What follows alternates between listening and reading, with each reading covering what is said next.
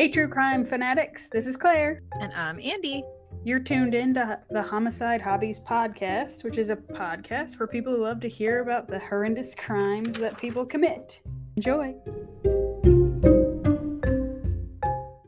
So, what do we have today? So today we're going to take a trip back to the 1800s. Woo! We're time traveling. Yeah. It's Andy, aka Doc Brown. So this story is about a liar, a gold digger, and a rich, naive man. Just to clarify, I mean gold digger as in the modern day sense, only out for the money. You were waiting for me to ask, weren't you? I sure was. I was sitting here thinking, which kind of gold digger? Like, if we're going in the 1800s, which level? That's a valid question. Like the money? Well, I guess either way it'd be pining for money. It's just whose pocket? The world's or the man's? All right. So let me start off by telling you that the lady we're going to talk about, there's different reports that you can read. And her name is Mary, Marie, or Maria, depending on which article you read, which I find super offensive because I realize women were not like priority and like their inner workings and all that. But to not even get her name right. It's not about you, Andrea. It's not about me. It's about whatever the hell her name is. Thank you. Maybe it was her nickname. How much caffeine have you had today? Just a scooch. Okay. For today's purposes, we're going to call her Maria. So Maria de Rue was born in Switzerland in 1821. Maria's family was not very well off. She immigrated to Britain in her late teens, and she worked as a domestic service worker in the Stafford House. You like to do the ones on the maids, huh? Sure do. This isn't going to go down the basting realm, is it? Just trying to prepare myself for your sound effects. There's no sound effects in this one, I promise. You don't have any basting triggers? No. Actually, I don't think I have any triggers. I mean, other than the fact that it's a murder. I think we've discussed this. A murder is not enough for a trigger if you're listening to Homicide Hobbies. I think it's a shoo-in that we're going to discuss a death. Yeah. So this was the first case I ever researched when we decided to do the podcast. And Jason didn't like it because it was just a plain old murder. I was like, huh. So this is the nap time episode? Where are you, Claire? Anyway, Maria, she was a lady's maid for Lady Blantyre, who was the daughter of the Duchess of Sutherland. And back in the 1830s, the Stafford House was one of the grandest houses in London. And for those that are not aware... Whoa. By any chance, do you know what her parents? Because is it not like weird for her to just emigrate there and naturally get a job in a prestigious household? Thought you had to work your way up, like some sort of resume, references. I think also because she was young and she's also described as being a very handsome woman. But I've seen the pictures. She had a mustache. So she's supposedly very attractive. So I'm guessing that made, the pretty ladies like to keep the pretty ladies around them. So I think because she was young and attractive, yeah, that was her shoo-in. But for those that aren't aware, if you were a lady's maid and lucky enough to have a good employer, you were able to live beyond any means that you would have otherwise been able to. And it increased Maria's or any other lady's maid's chances of marrying up. So while working in the Stafford House, Maria developed a taste for the finer things in life. She decided that she would never be forced to live in obscurity the way that she had grown up. Maria was known for being very attractive and a very charismatic woman. She had dark hair, dark eyes, and she had quite a few male admirers. In 1846, Maria was accompanying Lady Blantyre on a trip to France. How old is she? The Lady Blantyre, like, are they competing or is this like a... So it's the daughter of Lady Blantyre that she was... The lady's maid for? Yeah. But, okay. Damn it. So I don't know how old Lady Blantyre is. Well, I was just really... You kind of answered the question. If she was the lady's maid for the daughter, that's what I was trying to figure out. No, so Lady Blantyre is the daughter of the Duchess of Sutherland. Oh. So I'm not sure what her age is, but they're not really competing because let's face it, if a guy's going to marry a lady's maid or the daughter of a duchess, Well, then I don't know, because you got to figure if they're over there courting, that's when they could eyeball the maid and then try to swindle boink her. somebody. Well, not necessarily boinking. It's all about the penises for you, but settle down. That's not where I was getting at. But no, like if they were courting somebody or just checking out the family, visiting, and then Yeah. suddenly decided they wanted that one. So, but back at that time, your status was everything. And for a man to marry down to a lady's maid when he has the option of a duchess, I would see him maybe trying to boink the lady's maid, but not marry her. I could see it go either way because the men at this point are making up the rules, so they're gonna do what they want to anyway because they have their own little. So to answer your question, I have no idea. Okay, fine. I don't know what her age was. She could have been old. She could have been young. I have no clue. But in 1846, when Maria was accompanying Lady Blantyre on a trip to France, on the boat, she met a 50-year-old Irishman named Patrick O'Connor. Patrick was a wealthy man, and at this point, Maria was around 25 and Patrick was 50, which was not uncommon, like the age gap. At least she was over 15. You know what I mean? Like, Yeah. so there's conflicting information on how Patrick made his fortune.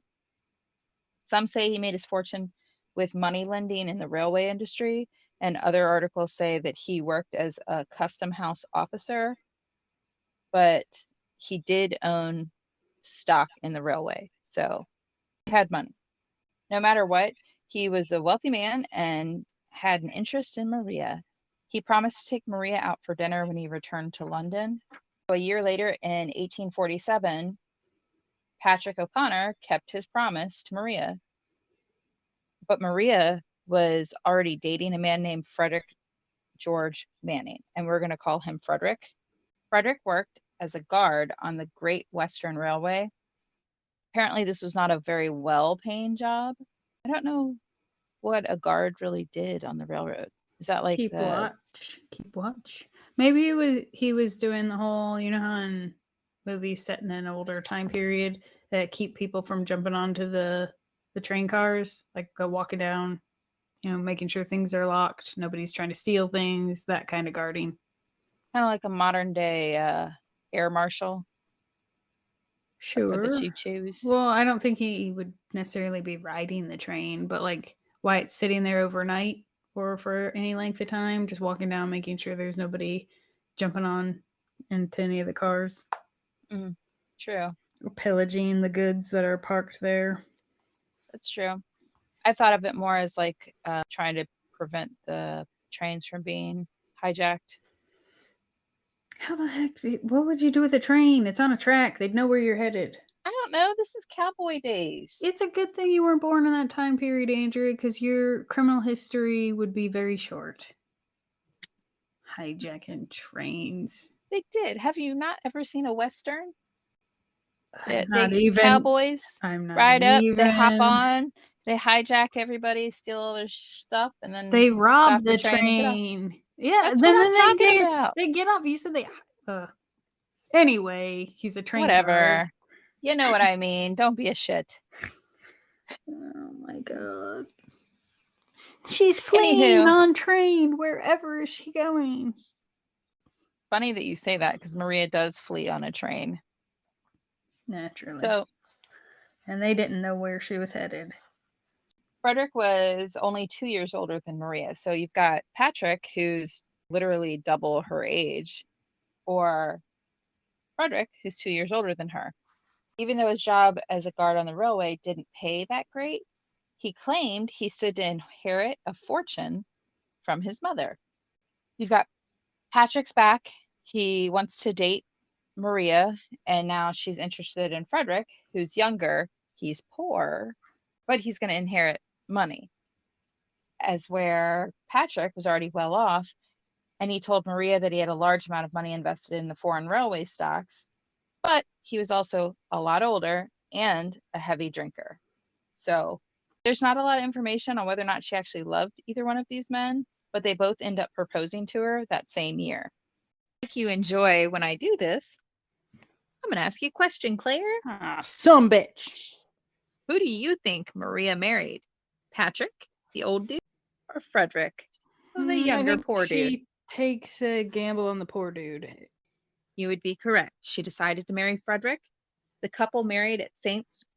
James's Church in Piccadilly in May 1847. So the same year that he proposed, that both men proposed, she hooked her wagon to his. Ugh, can't talk. Can I just say that was super fast though? Like, I know they did things fast back then, but so people geez. had shorter lives, so they didn't believe in long engagements. So even the fact that it took him a year to propose seems long to me. It wasn't a year to propose. It took a year before he returned to London. He tried to take her on a date. She did go on said date, And but he she was also, already dating somebody else. So she's dating two men, going on dates with two different men in 1847. They both proposed to her the same year. And by May, so we're only in the 5th month. yeah, So but in the beginning, her childbearing years are getting flushed right down the toilet. so in 5 months, I'm ignoring you. In 5 months, she dated two men, was proposed to by both men, and got married by May. That's really quick. Yeah, well, that was a serious thing, though. That if they were looking for a wife to have kids with, that she's going to eventually be off the table as a potential because of her age. Like, the older she got, the more likely she was to die in childbirth, anyhow. Well, they live happily ever after, and that's the end of our story. You're such a lying asshole. She ate a bad potato.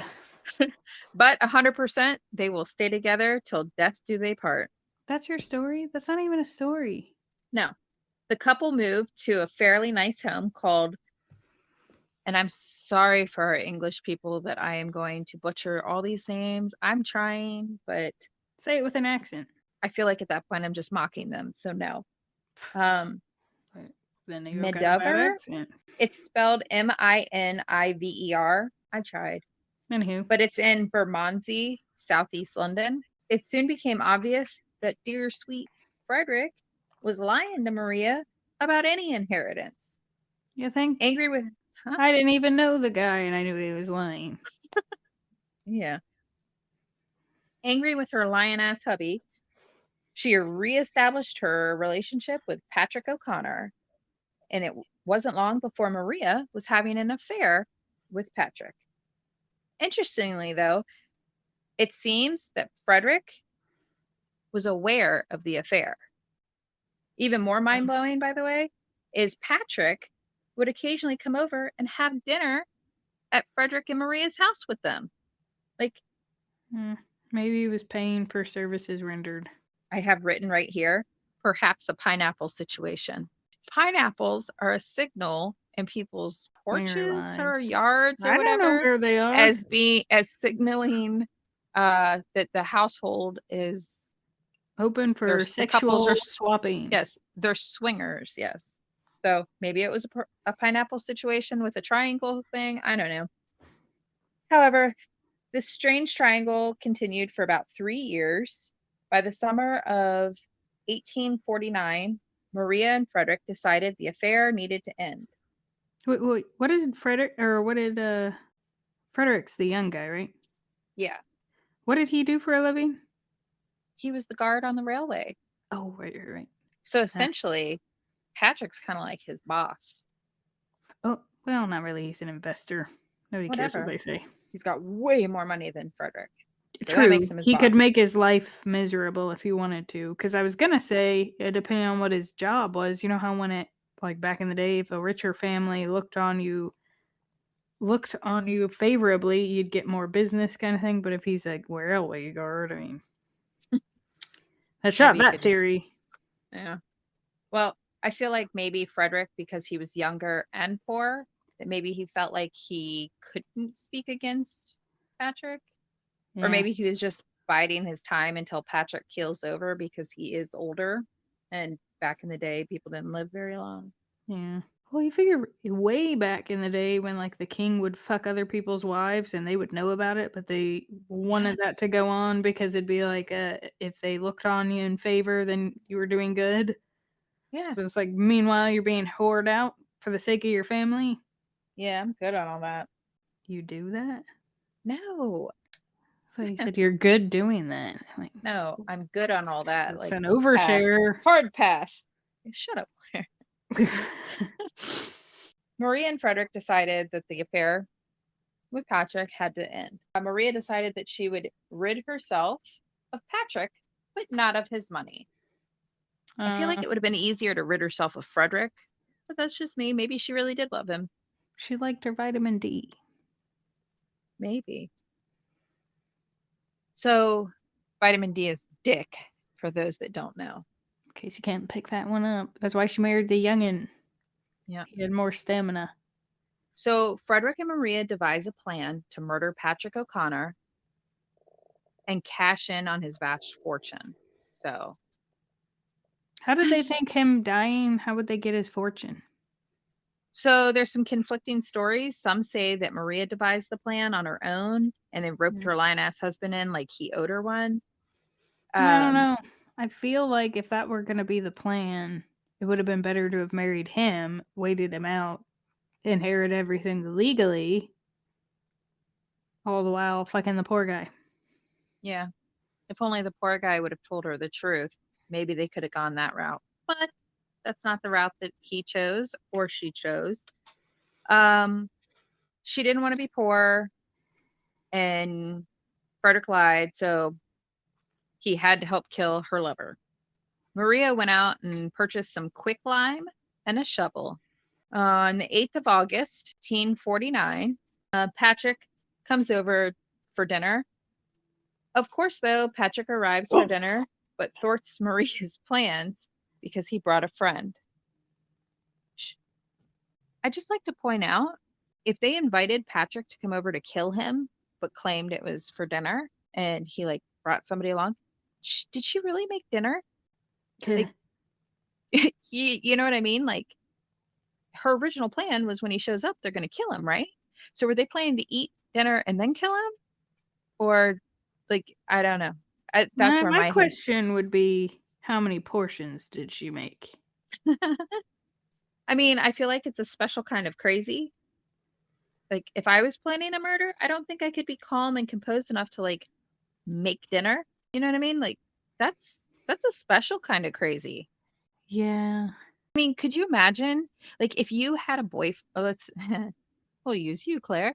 If you had a secret lover, I guess not so secret lover, and you and Dave were gonna bump him off, could you really calmly make dinner? Yeah. That's weird. No. You're fucking weird. Only. Because I'm going to say, in even the most irate moods of something my dear sweet husband has done, or maybe not even him, I could still cook because otherwise we won't be eating dinner. Because no dinner will be procured any other way unless we're eating Frito pie again. So, yes, I would say I'd be able to put those emotions aside and fix something before we're all hangry. And then it I turns don't murder suicide. see. I think I'd be so nervous, I'd lose my appetite, kind of deal. You know what I mean? I don't know. I guess you never know unless you're in the situation, and I don't plan to be in the situation, so dinner it is. Well, you're the one planning it. I'll I'm hop just on that simply train. saying I can cook through some emotions. I don't like angry cleaning either. So Patrick's there with friend, Frederick's there, and Maria's there. Maria decides to go ahead and invite him over again for the next night for dinner, but tells him He hasn't specifically, left yet. no, they have dinner. And she's like, hey, why don't you go ahead and come over tomorrow also to have dinner? But this time, come alone so they can be more intimate together. She was trying to set him up as come over for a gangbang. That's what I thought because, like, her husband's there. This seems not abnormal to Patrick. Like, your husband's home. Like, I don't get it.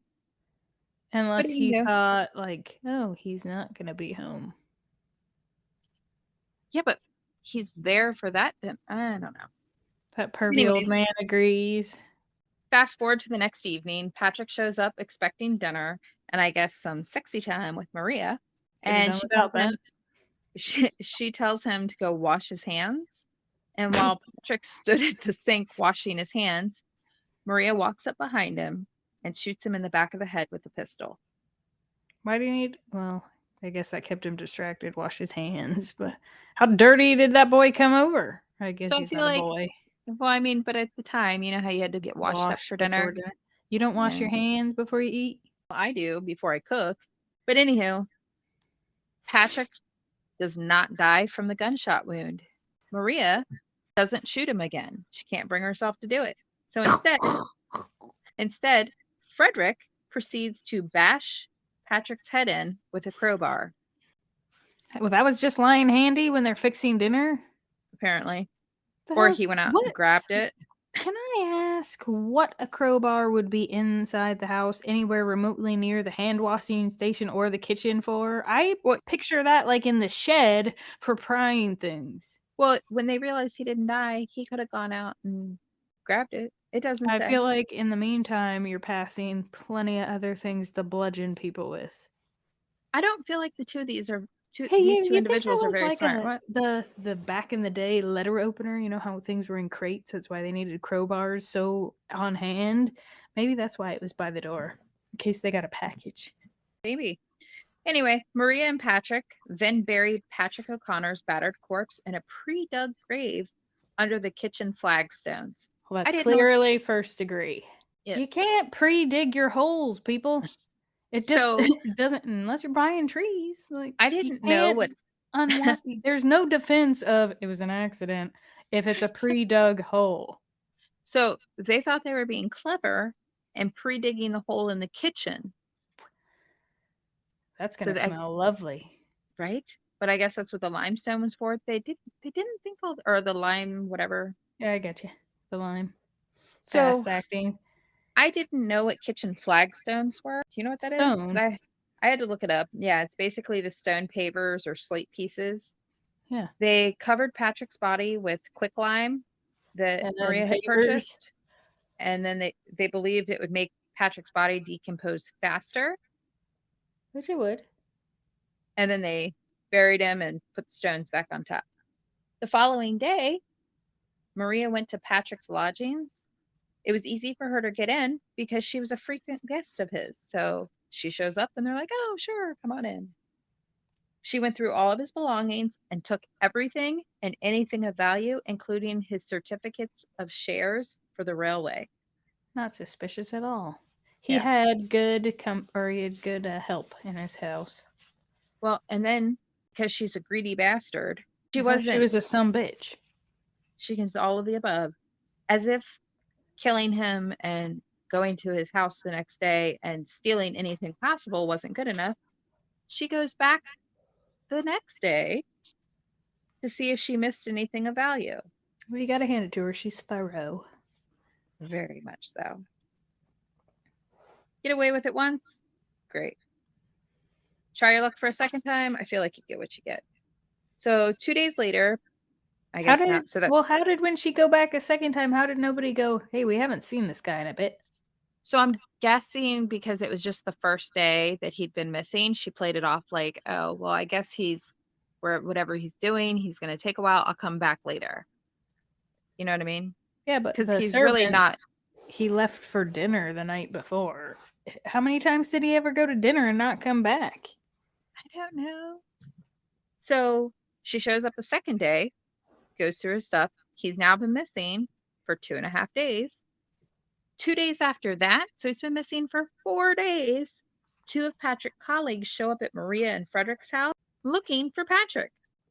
So it turns out Patrick had told his 2 colleagues that he was having dinner again at the Manning home on the 9th. Maria admitted Patrick came over and ate dinner on the 8th, but denied ever seeing him after he left on the evening of the 8th. So she was basically going with the whole, oh, he told you he was coming over here on the 9th? Oh, he never showed up. No. Hmm. So they leave. And Maria and Frederick panic because they believe the two men were actually detectives. So, like any brilliant criminal, they decide to get the hell out of Dodge because that's not going to raise the red flags. Not at all. Maria sent Frederick with all of their belongings that were of any type of value, like their furniture and stuff, to go try to sell it. So she packs up some stuff, sends him on into town to try to sell their stuff. As soon as he left their home, she packed up everything of value that she had and that she could carry. Did she wait around for her lackey of a husband? No, she didn't. That's She orders funny. the cab to take her to the train station, and she took off to Edinburgh. I thought it's So, Edinburgh. whatever. Sorry, Edinburgh. So from Bermondsey to Edinburgh, I looked it up because I was just curious. And by train today, it's a 10.5 hour ride. So, kind of like from my house to yours. So it wasn't it's not like it was a short trip. Meanwhile, good old Frederick comes home to see his lovingly loyal partner completely jump ship. I feel like the train ride to my house to yours would not be 10 hours. I'm talking the time frame, the amount of time, not the method of travel. But yes, for a train ride today, it would be 10.5 hours. I don't know where a train ride would get me from my house right now. I didn't look that up. To another station. So she's on the runaway. She set her eyeballs on a new man. Now she's all No, she orphaned. did not. No. So she just jumped ship. Frederick comes home. She took a train. Frederick comes home and sees that she's gone. And he's like, oh, crap. I guess I should go too. So he took a train and a ship to Jersey, which I realize I'm a dumbass, but I was like, wait, he went to Jersey? And I was thinking like New Jersey, like United States. I was like, damn. But no, Jersey's a British Crown dependency and is defended and internationally represented by the UK government, not to be confused with New Jersey. Where is Jersey? I don't know. You had to take a ship and a train to get there, though. Thanks for clearing that up. No problem. You have a map hanging on one of the walls in your house. Go look. I'm also connected to a mic. I looked it up. Jersey is, so Ireland is like northwest of the UK, since your little Irish guy was there. But anywho, so the English Channel separates France and the UK. Jersey is in like a little inlet just off of France, south of the UK. So where he probably took a train to the coast and then a ship across the English Channel.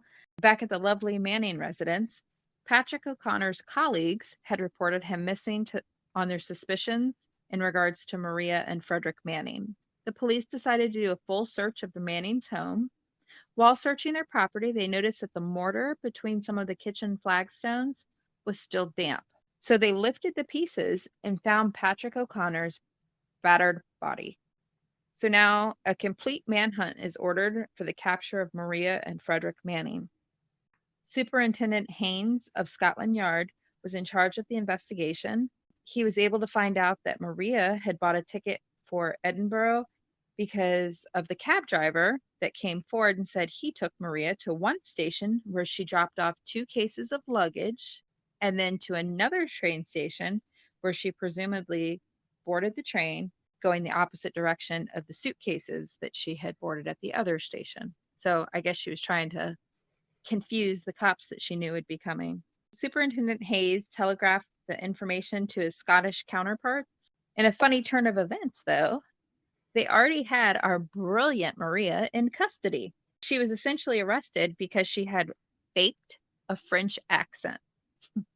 The stockbroker she was trying to sell Patrick O'Connor's shares from the railway to thought she was scamming them because she was using such a poor French accent. They thought the shares were counterfeit. Well, so she's a special kind of stupid, but she was faking a French accent when she was on the coast of France. So just so we can, I felt like that was an important nugget of you don't go to the home country to fake their accent. No. She went to Edinburgh. He went to Jersey. But you're right near the homeland of the French. Yes. Pick a different accent to fake.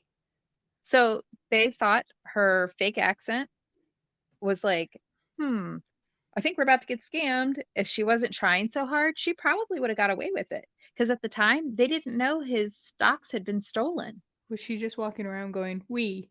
We? I don't know. Yeah. So they haul Maria back to London and charge her with Patrick O'Connor's murder. So And they she went, lock her up. we all the way home? That's pretty good, yes.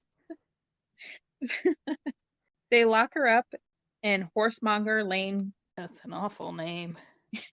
I don't know how to say this word. It's Gaol.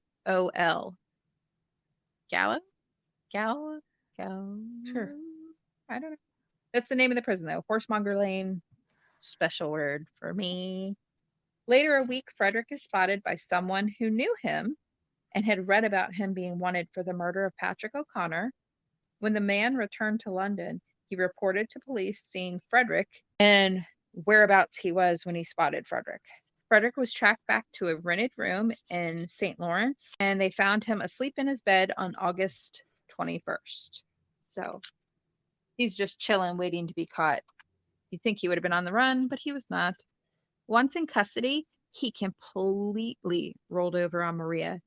He told the police that it was Maria who shot Patrick.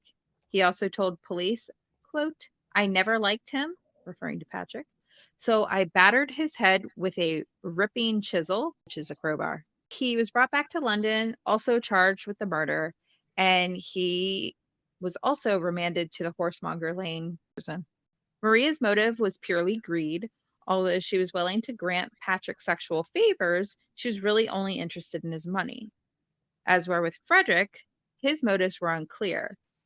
Was this to boost his financial situation? Like, kind of Maria gets the money, so he gets it by proxy kind of deal? Or was he just helping to kill Patrick out of the The dislike for first the one man? of you keep the wife happy. Happy Or wife? was it because, this is the man that's been boinking your wife in front of you and has the gall to come over and have dinner at your house? Twice. More than twice. It was a regular thing. He was asking for it. And he was only guarding the railway, so he wasn't making tons of money. How come they didn't ever host him or them for dinner? They might have. You never know. I don't know. It was the 1800s. That shit's not recorded. Also, He gave her pork. Also, if Patrick survived, Frederick pointed out that they thought he would most likely betray them to police, You think? for shooting him in the back of the head. I don't know how your loyalties go to anyone, but you shoot me and then bludgeon me with something. Even if you just shoot me, even if you just bludgeon me, I feel like the line is crossed. I feel like that line's crossed also. So back at that time, just in case you were curious, attempted murder was still a capital crime, meaning it still should be. Like, I completely agree. I've said it in other podcasts. I feel like just because you failed to succeed doesn't mean that you should get a lesser sentence. Attempted rape, attempted murder, all of the attempted. You the try again is what it like. It's like, sorry, you suck. We'll give you a lighter sentence. That way you can get out and try it again.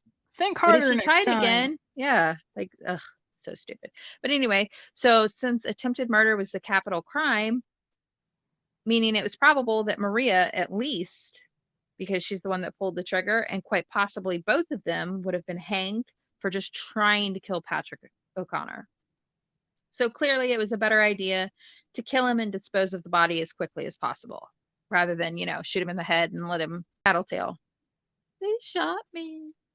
They were moved to Newgate Prison for the trial on Thursday, the 25th of October, before the Chief Justice Cresswell, and the trial lasted for 2 days. They were both represented by counsel, and their respective lawyers tried to shift the responsibility for the killing from one client to the other.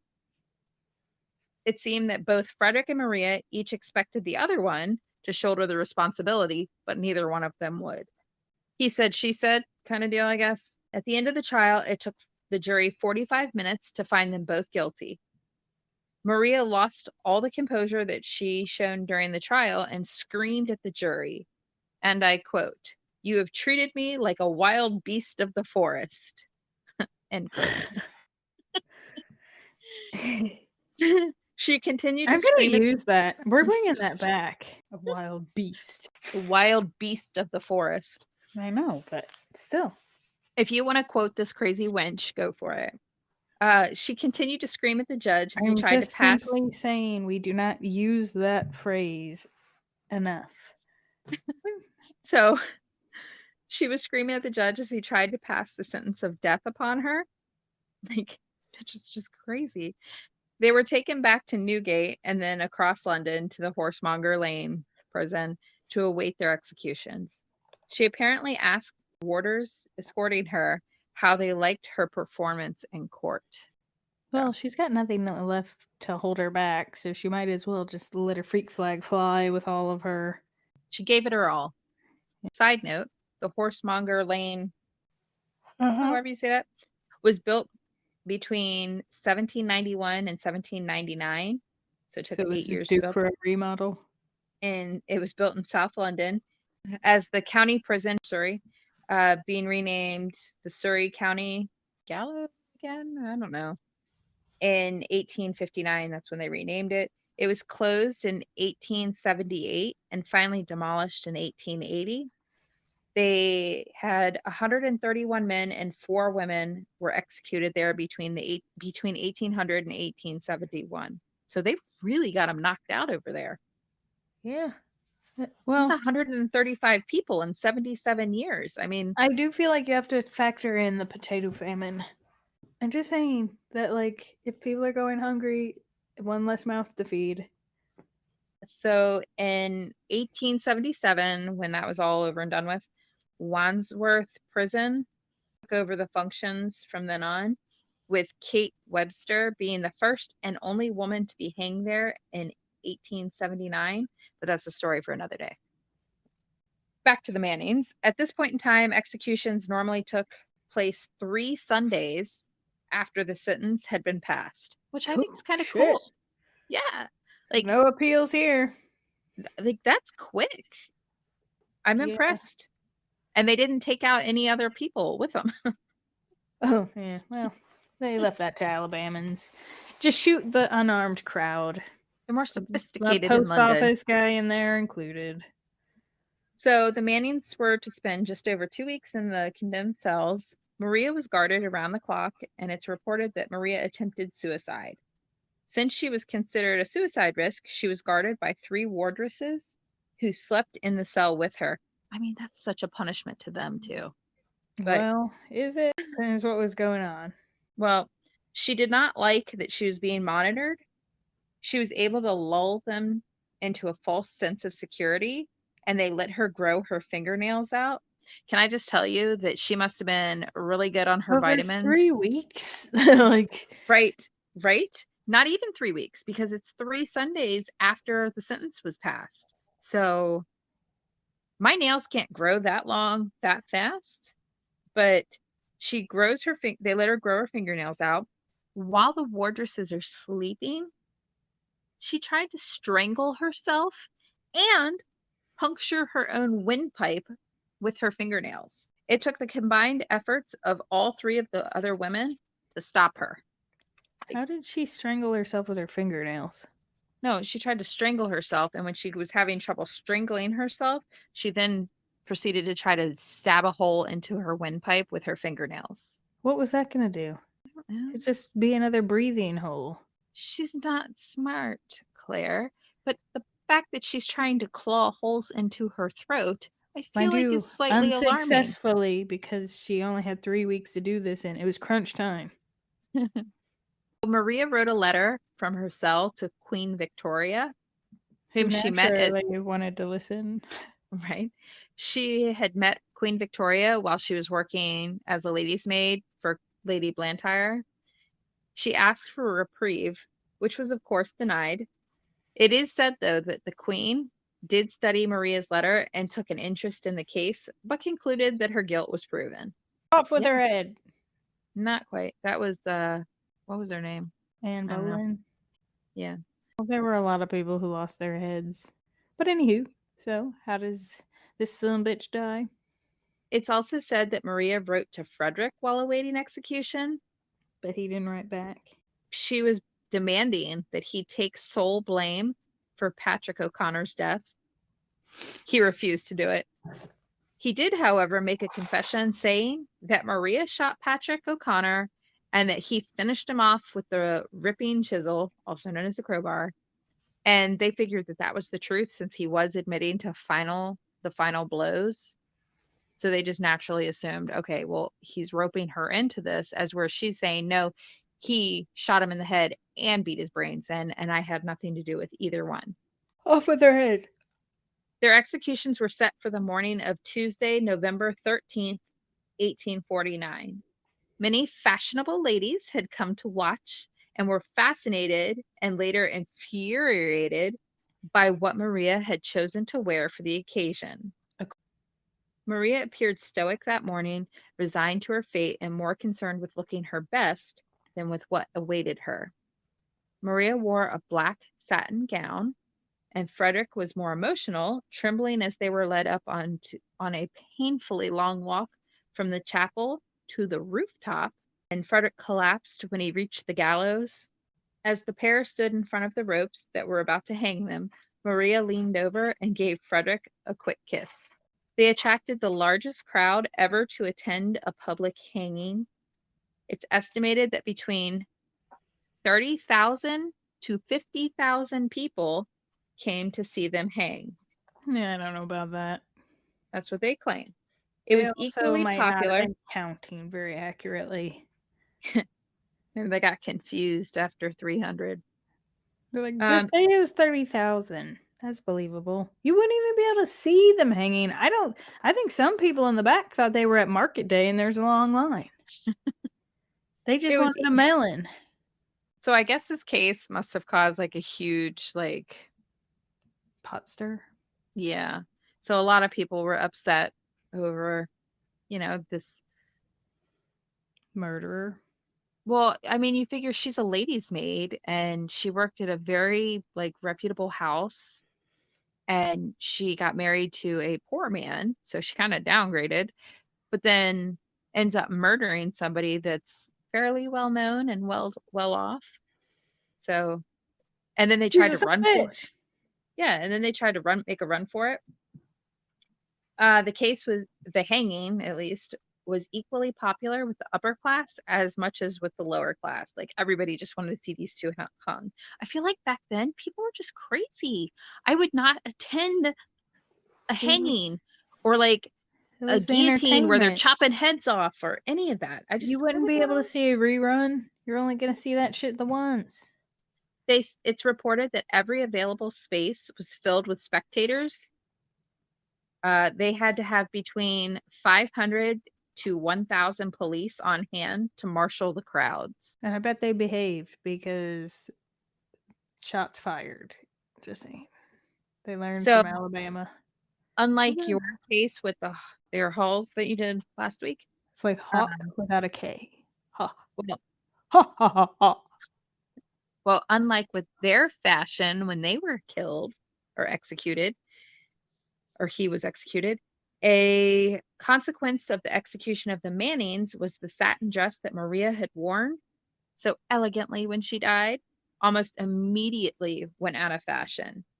In an ironic twist, Frederick and Maria's bodies were buried with quicklime to speed up their decay.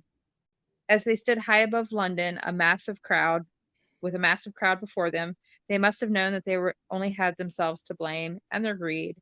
They took their hangings like a champ. And that's all I've got with the Mannings. They took their hangings like a loser.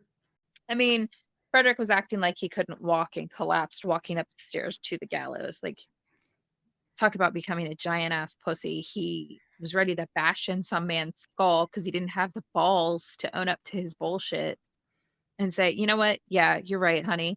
I lied. I'm broke as a joke. Joke's on you. We're going to be poor forever. So let's go kill your lover. No, that's not how that works. You don't get to decide that you got big balls and you're going to kill your wife's lover with her and then be like, oh shit, huh? I got caught. No. Really? You seemed like you were having a moment there. You are. Yeah, well. Anyway, Anyway, that's all I got on the Mannings. Was that also when you were doing your pap?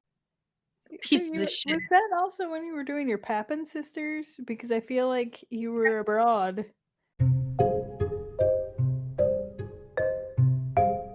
Thank you for listening to Homicide Hobbies. I'm Claire. I'm Andy. Follow us each week to get your fix of the atrocities that occur in true crime. And don't forget to tell people about us and rate us if you like us. But don't rate us if you didn't. Just change the channel.